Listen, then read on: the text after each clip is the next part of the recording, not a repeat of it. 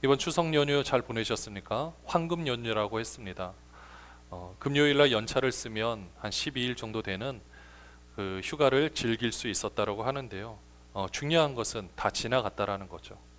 아무리 길고 또 많은 행복한 시간을 보냈다 할지라도 지나고 나서 생각해 보면은 내일 출근하는 것이 우리를 더 압박하기도 합니다.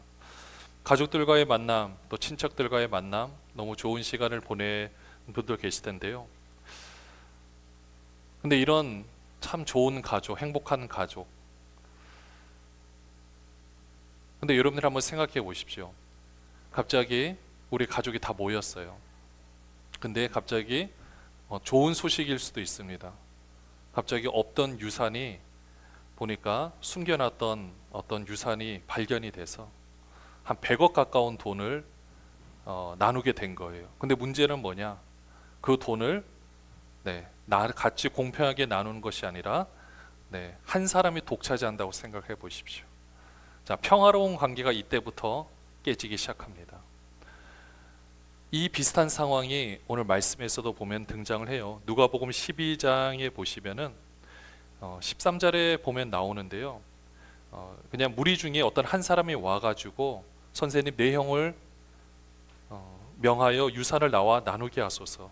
그때 예수님이 14절에 뭐라고 말씀하시냐면요. 이르시되 이 사람아 누가 나를 너희의 재판장이나 물건 나누는 자로 세웠느냐 하시고, 이 말씀은요. 본인이 예수님 본인도 이건 나눌 수가 없다. 이거는 어렵다. 내가 재판장으로 한다 할지라도 너네 내 말 안 들을 거다. 이런 말씀이에요. 그래서 15절에 예수님께서 뭐라고 말씀하셨냐면요. 그들에게 이르시되 삼가 모든 탐심을 물리치라. 사람의 생명이 그 소유에 넉넉한 데 있지 아니하리라 하시고, 문제 해결점은 탐심을 물리치는 거랍니다. 없던 돈이 생겼을 때 거기에 대한 탐심을 물리치는 거 어려운 일입니다. 못할 일입니다. 쉬운 일이 아닙니다. 근데 중요한 거는 이 탐심 때문에 결국은 그거에 눈이 멀어서 나머지 모든 것들이 깨어지는 결과를 맞이하게 되는 거죠. 여러분들 보십시오. 여기서도 문제가 되는 것은 돈이 문제입니까? 아니죠. 탐심이 문제였던 겁니다. 그러니까 예수님한테 나눠달라고 하죠. 예수님이 아무리 잘 나눠도요, 사람들은 만족하지 않을 겁니다. 결국 문제는 죄성인 겁니다. 우리는 생각할 때 제도나 환경이 문제가 된다고 생각을 합니다. 그래서 우리는 환경에 대해서 원망을 해요. 또 어떤 제도에 대해서 원망을 합니다. 나를 둘러싸고 있는 겉의 모습, 겉에 있는 것들을 가지고 우리는 판단을 해요. 근데 자세히 보시면 그게 문제가 되느냐? 물론 문제가 될 수도 있습니다. 거기에 문제가 없다라는 것은 아니에요. 근데 결국 문제의 원인은 우리 마음속에 있는 죄성입니다. 어떻게 보면은 가난이라는 것이 우리를 올갈맬 수 있습니다. 우리의 삶을 올갈맬 수 있어요. 근데 그 가난이라는 상황에 처해 있을 때 내가 그것을 가지고 원망하면서 내 삶을 망가뜨릴 것인가? 아니면 그 삶 가운데에서 이런 사람의 이런 상황이 있을 때 얼마나 그 사람이 고통스러울까, 얼마나 힘들까라고 바라보면서 하나님 저에게 기회를 주신다면 내가 이 사람들의 가난의 문제를 내가 꼭 해결하고 싶습니다. 이렇게 마음을 먹으며 그 상황을 똑같이 바라보며 이겨나가고 새로운 방법을 하나님께 구할 것인가? 이 선택은 우리가 할 수 있는 겁니다. 지금은 가난에 대해서만 말씀드렸지만 모든 상황이 다 마찬가지입니다. 우리의 삶의 모든 환경들을 바라볼 때 내가 거기에 그냥 머물러 있고 원망하고 그냥 가만히 있을 것인가? 운명이라고 생각하며 그냥 있을 것인가? 아니면 그것을 개척해 나갈 것인가? 이것은 우리가 선택할 수 있는 부분이라는 겁니다. 결국 이런 문제, 지금은 돈이 하나님보다 우위에 있는 이런 시대 가운데서 또 잠재적으로 우리가 겉으로는 평안한 것 같지만 항상 이런 문제의 시한폭탄처럼 우리를 터뜨리려고 하는 이런 문제가 도사리고 있는 상황 가운데서 우리는 어떻게 우리 상황을 바라봐야 되겠습니까? 오늘 이 말씀이 그런 상황 가운데 답이 될 줄로 믿습니다. 결국 문제는요, 죄성이 처리되어야 하는 겁니다. 우리는 기도 제목이 이루어지길 바라면서 과연 그 뜻이 내 뜻 안에 있는가? 그러니까 그 뜻이 과연 하나님의 뜻인가? 아니면 나의 뜻을 이루고 싶은가? 이걸 분명히 잘 보셔야 돼요. 교회들마다 목표가 있습니다. 근데 이 목표들을 보면은 다른 좋은 목표들이 참 있는데 가끔씩 볼 수 있는 게 이런 거예요. 이제 몇몇 성도, 그 다음에 몇몇 교회를 파송하고, 그 다음에 자 이런 부분들, 그러니까 양적인 성장, 이거 사실 너무 중요해요. 리더십 법칙에도 보면 목표를 구체적으로 설정하고 함께 나가는 것이 제일 중요합니다. 그것을 부정하거나 그것을 나쁘게 보는 것은 아니지만 과연 거기서 말하는 우리가 보통 보고 있는 몇십 교회를 개척하고 몇 명의 성도 예배자로, 그러니까 좋은 말로 표현하면 몇 명의 예배자, 뭐 7천 명의 예배자 이렇게 말씀을 하는데 그렇게 되는 거 중요하죠. 그런데 그게 목표는 아니잖아요. 그렇게 했을 때 어떤 일을 이룰 것인가가 사실은 같이 따라와야 되는데 우리는 그 양적인 성장에 우리의 목표를 둘 때가 있습니다. 그러면 한번 좀 고민을 해봐야 돼. 그게 과연 나의 목적을 이루는 것인가, 하나님의 뜻을 이루는 것인가. 이거에 대해서 우리가 한번 고민을 하면 우리가 가끔 던지는 질문이 있죠. 하나님의 뜻은 어디에 있는가? 이 질문에 대한 답도 나오게 되는 거예요. 우리는 하나님의 뜻은 어디에 있는가 질문을 하면서 내가 생각하는 기도 제목과 모든 것에 대해서는 이게 과연 하나님의 뜻일까? 내가 뜻을 이루어내는가? 이 고민을 동시에 하고 있어요. 이게 되게 아이러니한 일이거든요. 결국 뭐냐면요, 우리는 하나님의 뜻이 어디 있는지 물어보고 하나님의 뜻을 보여달라고 하는데 결국 하나님의 뜻은 내가 오늘 말씀을 통해서 하나님의 뜻을 이루어가는데 하나님의 뜻이 있는 것을 보게 됩니다. 근데 그것은 나의 뜻을 이루는 것은 아니에요. 그래서 예수님께서는요 분명하게 이 부분에서 딱 정리를 하셨어요. 오늘 본문 10절에 보시면은요, 누가복음 14장 10절. 제가 잘못 말씀드려요. 요한복음 14장 10절입니다. 제가 잘못 올렸어요. 여러분들 오늘 본문 그대로 보시면 됩니다. 요한복음 14장 10절에 보시면 내가 아버지 안에, 여러분들 읽어주세요. 큰 목소리 시작. 내가 아버지 안에 내 안에 계신 것을 내가 믿지 아니하느냐? 내가 너희에게 이르는 말은 스스로 하는 것이 아니라 아버지께서 내 안에 계셔서 그의 일을 하시는 것이라. 말씀을 요약해 보면 뭡니까? 하나님 아버지께서 움직이셔서, 그러니까 예수님이 하시는 모든 말은 하나님 아버지의 말씀이다. 이게 결론이에요. 예수님은 그러니까 스스로 자신의 뜻으로 사역을 하신 것이 아니라 하나님의 뜻을 이루는 사역을 하셨다라는 겁니다. 내가 하는 일이 나의 뜻이 아니라 하나님의 뜻을 이루는 것, 이것은 결국 뭐예요? 내 안에 누가 있는 것? 하나님이 계시다라는 겁니다. 스스로 하는 것이 아니라 아버지께서 내 안에 계셔서 그의 일을 하시는 것, 바로 아버지께서 내 안에 계셔서 그의 일을 하시는 사역이 예수님의 사역이었습니다. 이것이 우리가 가져야 될 삶의 목표인 줄로 믿습니다. 이것이 우리의 사역의 목표이기도 합니다. 이걸 하기 위해서는 나를 비워야 하는 거예요. 또 지금 보시면은요, 내가 믿지 아니하느냐라고 했거든요. 그러니까 하나님 아버지가 내 안에 계신 것을, 예수님 안에 계신 것을 내가 믿지 않으냐? 그럼 이것을 믿는다라는 건 과연 무엇일까요? 이건 예수 그리스도를 믿는 거거든요. 예수 그리스도를 믿는다라는 그 말씀이 결국 뭐냐? 하나님의 아버지의 자녀로서 이 세상을 하나님의 뜻을 실현시키는 무대로 만들겠다라는 뜻을 품는 겁니다. 우리의 환경, 때로는 우리가 처해 있는 어떤 제도의 모순점, 이런 모든 부분들이 보인다라면 누군가는 원망하고 누군가는 정치적으로 이야기를 하고 끝을 냅니다. 근데 정말 중요한 비판은 대책을 마련을 해야 돼요. 그럼 우리는 어떻게 하느냐? 이 세상을 보면 안타깝고 우리가 처해 있는 환경에 대해서 이건 아니다라고 생각되면은 우리는 어떻게 되느냐?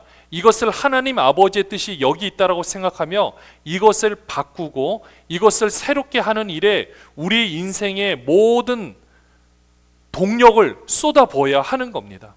이것이 바로 예수를 믿는 겁니다. 우리는 예수는 믿는다라고 하면서 내가 생각하는 어떤 것을 이루면서 하나님의 뜻은 어디에 있는가 이렇게 생각을 해요. 근데 답은 간단해요. 하나님의 뜻은요, 내가 그것을 바라보는 게 이게 내가 하는 게 아니에요. 여러분들이 그것을 바라보면서 안타까운 마음이 든다.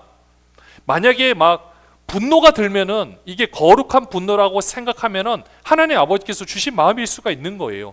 근데 그 사람을 그냥 정죄하고 거기서 끝내는 것이 아니라 어떻게 하면 이것을 내가 바꿔볼 것인가, 막 긍휼히 여기는 마음을 가지고 어떻게 하면 내가 이것을 새롭게 해볼 것인가, 그 마음을 내가 품고 그것을 바꾸기 위해서 노력한다면 거기에 하나님의 뜻이 있는 줄로 믿습니다.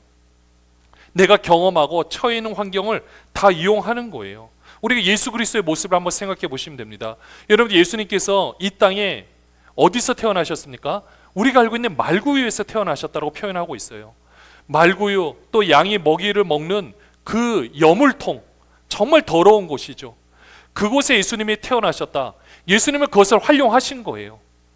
본인의 의도는 아니셨겠지만 말씀대로 이루어지는 건데, 그것을 통해 알 수 있는 것은 뭐냐면요, 하나님께서 인간의 몸을 입고 오셨을 때 어떤 자리에 있는가, 하나님의 자기 표현 양식이 무엇인가, 가장 낮은 곳에 있다라는 것을 알 수가 있죠. 예수님께서 목수의 삶을 경험하셨던 거, 그리고 예수님이 태어나셨을 때 너무나도 집이 가난해서 비둘기 2마리밖에 드릴 수 없다라는 거, 이런 모든 모습을 보면은 결국 만약에 예수님께서 그런 환경이 아니라 좀 더 좋은 환경에 계시는 것이 좋았더라면 하나님이 그렇게 하지 않으셨을까요? 동방박사가 찾아왔던 것이 당연히 유대인의 왕이라면 예루살렘 그 성에 있을 거라 생각해서 간 것처럼 예수님이 그런 생활을 할 것이 아니라 보통 우리가 생각하는 대로 우리 자녀들을 볼 때 더 많은 경험을 해주고 싶고 더 좋은 것들을 막 해주고 싶은 마음으로 인해서 그가 왕궁에 있었더라면 더 좋았다라고 생각되면 거기에 계셨을 겁니다. 그렇게 하실 수 있는 능력이 있어요. 근데 왜 굳이 그것도 가장 가난한 동네 나사렛이라는 곳에 살게 하셨을까요? 이유가 있는 겁니다. 그 삶을 경험하게 하신 거예요. 그리고 그 속에서 부조리와 로마의 압제 가운데 또 인간의 삶이 어떠한지를 철저하게 직면하셔서 보고 계셨던 겁니다. 예수님의 그 삶 어느 것 하나 버릴 수가 없는 거예요. 사생에서 그 삶 버릴 수 있겠습니까? 없습니다. 근데 만약에 예수님이 그곳에서 나는 왜 이렇게 태어났을까? 왜 우리 부모는 이렇게 지지려도 능력이 없어서 이렇게 됐을까? 원망을 했다라면요, 아무것도 아닐 겁니다. 예수님도 아무것도 아닐 거예요. 근데 끊임없이 자각하지 않으셨겠습니까? 예수님이 입장이 되어보지도 모르겠지만 끊임없이 매번 부딪히는 그 상황 가운데서 나라는 존재와 저 사람들의 존재와 인간의 실존과 삶의 문제에 대해서 끊임없는 고민을 하셨을 겁니다. 우리가 여기에서 보면 우리도 우리 자녀들을 대할 때, 때로는 우리의 환경을 대할 때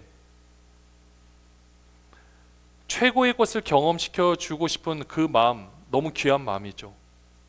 근데 그 무엇보다도 중요한 것이 무엇일까? 어려움을, 그러니까 그게 잘하면서 실패도 할 수 있고 어려움을 경험할 수 있는데, 이것을 내가 뭔가 잘못해서 죄책감으로 경험하게 하는 것이 아니라 이것을 경험하면서 남을 섬기기 위한 도구로 생각하도록 우리가 그것을 생각을 바꿔줄 수 있다라면 이것이 우리 자녀들에게 줄 수 있는 가장 큰 선물이라는 생각도 들었습니다. 예수님은요, 이 사생의 사역을 통해서 이 모든 것을 철저하게 경험하시고 바라보셨습니다. 그리고 때가 되셨을 때 사역을 시작하셨어요. 어쩌면 우리도 이렇게 되어가고 있는 과정 중에 있을 것입니다. 오늘 아까 요한복음 10장, 14장 10절 그 말씀이 이루어지는 것처럼 우리를 비우고 그 안에 하나님의 마음으로 채우는 것은 시간이 필요하죠.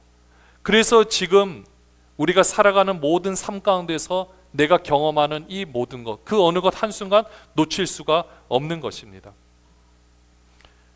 근데 이런 우리들에게 우리가 이것을 품고 내 삶 가운데서 하나님 어떻게 하면 이것을 내가 좀 바꾸고 싶은데 어떻게 하면 바꿀 수 있을까요? 하나님 저 모습은 아닌 것 같은데 하나님 어떻게 하면 저거를 내가 정말 해결하고 싶습니다. 이런 마음을 품고 있는 사람들에게 우리 주님께서 약속하신 것이 있습니다. 요한복음 14장 12절에 있는 말씀인데요. 여러분들의 성경을 한번 보시기 바랍니다. 화면에 나오는데 내가 같이 읽어볼까요? 내가 진실로 진실로 너희에게 이르노니 나를 믿는 자는 내가 하는 일을 그도 할 것이요 또한 그보다 큰 일도 하리니 이는 내가 아버지께로 감이라. 분명히 말씀하셨어요. 내가 진실로 진실로. 아멘 아멘. 예수님께서 정말로 간절하게 부탁을 할 때 하시는 말씀이거든요. 그때 이렇게 표현을 하거든요. 너희에게 이르노니. 내가 너희에게 이르노니도요, 이거는 하나님만이 하실 수 있는 말씀이에요. 근데 거기에 진실로 진실로가 들어가는 말씀은 이건 보통 말씀이 아니에요. 그러면서 뭐라고 말씀하십니까? 나를 믿는 자는 내가 하는 일을 그도 할 것이요 또한 그보다 큰 일도 하리니 이는 내가 아버지께로 감이라. 우리가 여기서 우리 눈에 들어오는 구절은 내가 하는 일을 그도 할 것이요 또한 그보다 큰 일도 하리니 이것만 봅니다. 이거 너무 중요해요. 근데 약속하신 거니까 분명히 이루십니다. 근데 앞에 뭐가 붙느냐? 나를 믿는 자는이에요. 이 믿는 자가 예수님과 인격적으로 연합한 것을 말하고 있고요. 인격적으로 연합하였다라는 것은 여러분 우리가 길을 가다가 우리 하나님 아버지의 마음을 먼저 경험을 해보시면, 근데 아무나 경험할 수 있지는 않아요. 기도를 하시는 분만 경험하십니다.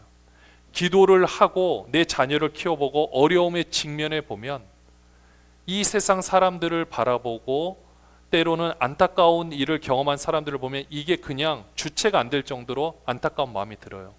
근데 그게 하나님 아버지의 마음이거든요. 이 마음이 연합되어 있는, 그러니까 나를 믿느니 그런 뜻이에요. 내가 예수 그리스도께서 나를 위해서 십자가에 못 박혀 죽으셨으니까 나의 모든 죄는 해결되었다. 이거는요 1점짜리 믿음이에요. 이 믿음은 당연히 있어야 되는 거고요. 거기서 더 나아가 나머지 99점을 통해서 100점을 맞는 것은 그렇게 한 나이기 때문에 이제는 나만 여기서 내가 홀로 남아 있을 수 없어서 그런 주님께서 잃어버린 영혼을 찾아 애타는 마음처럼 어떻게 하면 이 세상의 부조리를 내가 해결할 것인가, 지금도 스스로 목숨을 끊고 있는 사람의 문제를 어떻게 하면, 거기서 나는요 나만 말하는 것이 아니라 공동체를 말하는 겁니다. 이 뜻을 품은 사람 공동체, 교회도 될 수 있고요 가정도 될 수 있어요. 어떻게 하면 이 문제를 해결해 나갈 것인가, 안타까운 마음으로 하나님의 심정이 통해서 그것을 바라보는 사람이 나를 믿는 자입니다. 이런 마음을 품을 때 하나님이 어떻게 하신다고요? 내가 하는 일을 그도 할 것이요 하나님이 하시게 합니다. 그리고 또한 그보다 큰 일도 하게 하십니다. 이거는 약속하셨기 때문에 분명히 이루십니다. 그래서 우리는 어떤 뜻을 품어야 되느냐? 나만 혼자 잘 먹고 잘 산다는 이미 우리는 버렸어요. 예수 그리스도로 말미암아 십자가를 믿는다라는 것은, 예수를 믿는다라는 것은 이것을 이미 버린 겁니다. 그리고 나서 내가 하는 모든 일들이 어떻게 하면 하나님의 뜻을 이룰까, 그렇게 해서 내가 공부를 해서 이 기술을 개발을 해서 더 사람들에게 좋은, 더 모든 사람들이 함께 누릴 수 있는 삶을 내가 선물로 주고 싶다, 이런 뜻을 품으면 그것을 할 때 하나님, 내가 이것을 하기 위해서 지혜가 필요합니다. 하나님, 이것을 내가 하기 위해서 하나님의 능력이 필요합니다. 이루게 하여 주시옵소서. 여러분들 이 기도를 하나님이 안 들으실까요? 안 들으실 수가 없습니다. 우리도 교회의 부흥을 얘기를 하고 내 삶에 대해서 우리 자녀가 잘 되기를 바라는 기도를 하고 있는데, 그 무엇보다 중요한 것은 예수를 제대로 믿는 거예요. 이 마음이 내가 동해서 내가 우리 자녀를 입히고 싶다, 그러면 동일하게 다른 사람도 보이는 겁니다. 그렇게 해서 우리가 함께 바라보면서 나가고 어떻게 하면 이 모든 문제를 내가 해결해 나갈 것인가. 우리는 어떻게 기도하냐면요, 이제까지는 그런 부분에서 하나님 해 주시옵소서. 근데 기도는 어떻게 바뀌어야 되냐면요, 하나님 내가 하겠습니다, 이루어 주시옵소서, 이렇게 바뀌는 거예요. 그러면 하나님이 그 기도에 응답하지 않으시겠습니까? 안 하실 수가 없죠. 어떻게 안 하시겠습니까? 여러분들도 이런 귀한 일 이루고 싶으십니까? 특별히 우리 다음 세대 이루고 싶으십니까? 분명히 이룰 것입니다.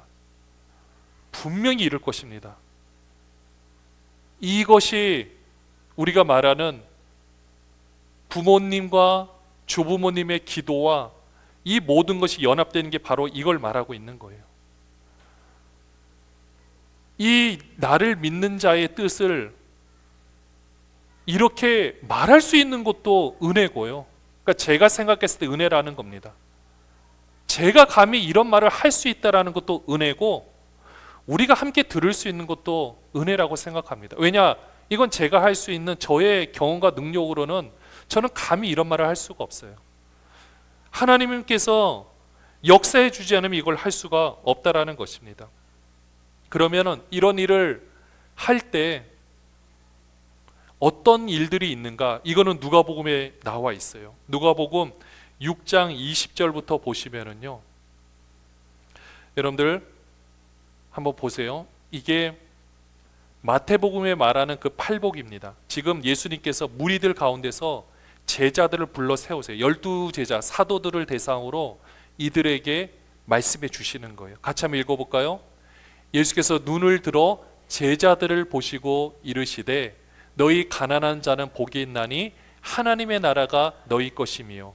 여기서 가난한 자는 말 그대로 물질적으로 가난한 거 맞습니다. 근데 이게 그냥 내가 일을 안 해서 게을러서 준비를 안 해서 가난한 걸 말하는 게 아닙니다. 내가 그냥 탱자탱자 놀면서 부자가 되길 바라는 거 도둑놈 심보예요. 가난한 자는요, 아까 말한 것처럼 내가 그 하나님의 뜻을 이루기 위해서 하려고 하다 보니까 나의 재산을 다 쓸 수밖에 없을 때가 있어요. 그리고 내가 거기에 올인해서 모든 것을 다 할 수밖에 없을 때가 있습니다. 마치 개척교회를 세워서 전 재산을 올인한 그 목사님의 마음처럼 모든 시간을 다 쏟아부은 것처럼. 근데 그 가난한 자가 바로 그걸 말하는 거예요. 우리가 어떤 일을 할 때 나의 전인격적인 모든 것을 쏟아붓는 거, 근데 그 사람에게 뭐가 임한다고? 하나님의 나라가 너희 것이며 하나님의 통치하심을 경험할 수 있다라는 겁니다. 하나님께서 역사를 하신다는 겁니다. 21절에 보시면은요, 지금 줄인 자는 복이 있나니 너희가 배부름을 얻을 것이며. 지금 우는 자는 복이 있나니 너희가 웃을 것이며. 우리가 잘 아시는 말씀입니다. 줄인 자, 여기서 줄인 자, 내가 하나님 일을 하면서 줄이는 걸 말하는 겁니다. 지금 우는 자, 어떻게든 이 뜻을 이루고 싶은데 뭔가를 해주고 싶지만 해줄 수 없어서 울 때가 있습니다. 이거는 또 인자로 말미암아 사람들이 너희를 미워하며 멀리하고 욕하고 너희 이름을 약하다 하여 버릴 때에는 너희에게 복이 있도다. 똑바른 길을 가려고 하다 보니까 남들은 다 변심해서 다른 쪽으로 가요.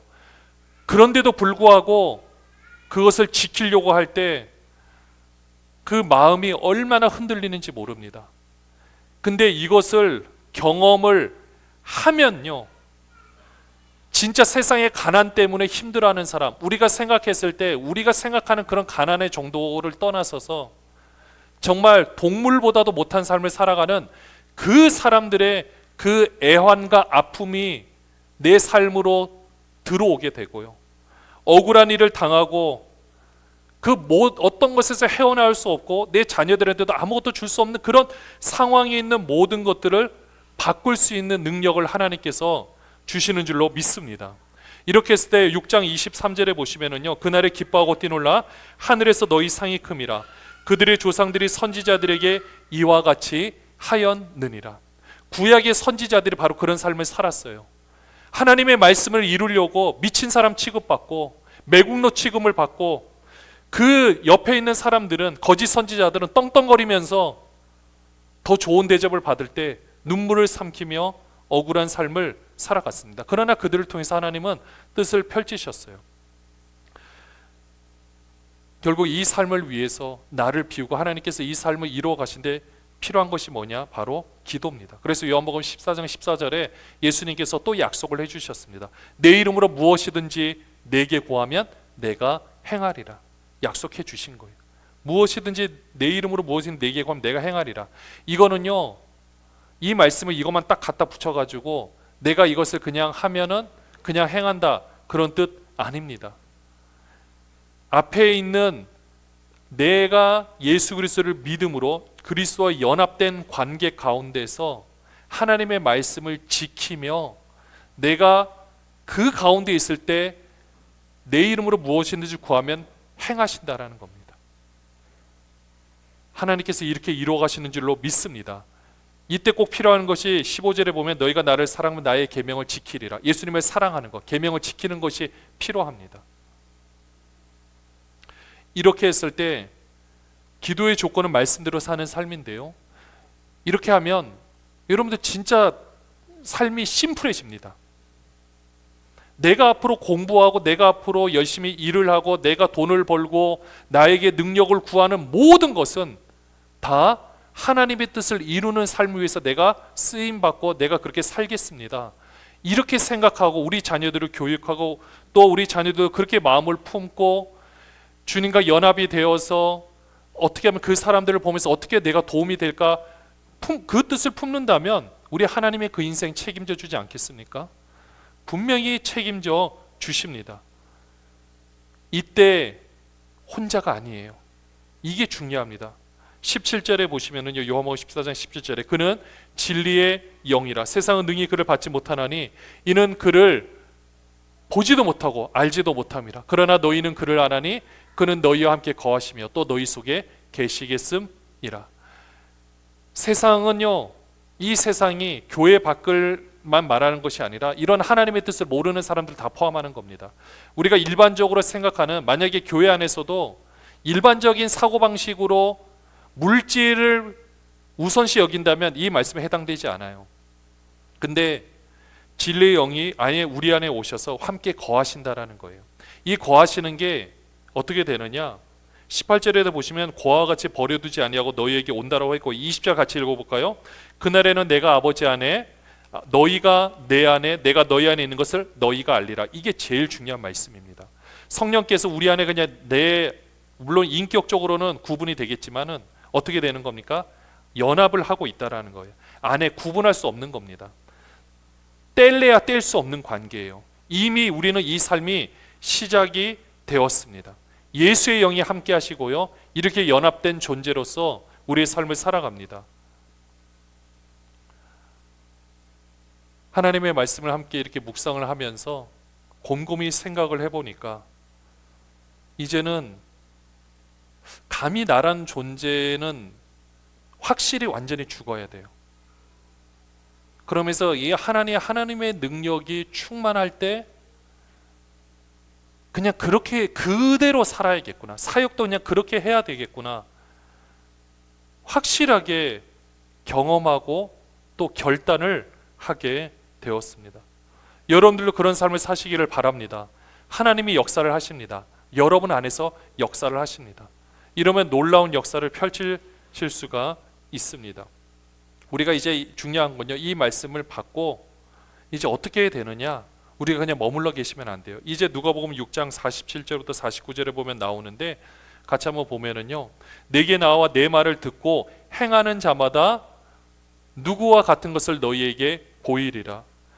48절 집을 짓되 깊이 파고 주추를 반석 위에 놓은 사람과 같으니 큰 물이 나서 탕류가 그 집에 부딪히되 잘 지었기 때문에 능히 요동하지 못하게 하였거니와 듣고 행하지 아니하는 자는 주추 없이 흙 위에 집 지은 사람과 같으니 탕류가 부딪힘에 집이 곧 무너져 파괴됨이 심하니라 하시니라. 우리 심령 성전을 세워가는 겁니다. 우리 안에 하나님이 거하실 처소로 지금도 계속해서 지어져 가고 있습니다.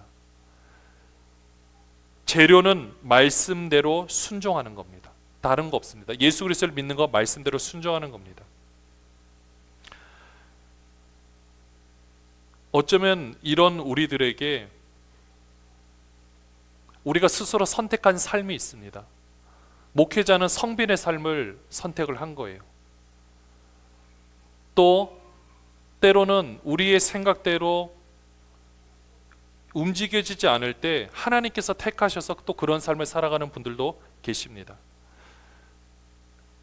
우리가 이것을 이제 기회로 여길 것이냐, 원망으로 치부할 것인가, 선택은 우리한테 달려 있습니다. 여러분들이 이 귀한 사역, 하나님께서 먼저 이것을 경험시켜서 이것을 새롭게 해서 우리 안에 하나님께서 아예 온전히 역사하셔서 이제 내가 하는 모든 걸 통해 하나님의 역사를 이루어 가신 일에 여러분들은 동참하고 싶으십니까? 여러분들은 아니면 아직도 내가 이것을 재고 싶으십니까? 참여하실 것입니까? 반석 위에 세운 나의 집처럼 하나님은 반석 위에 나를 세워 가십니다.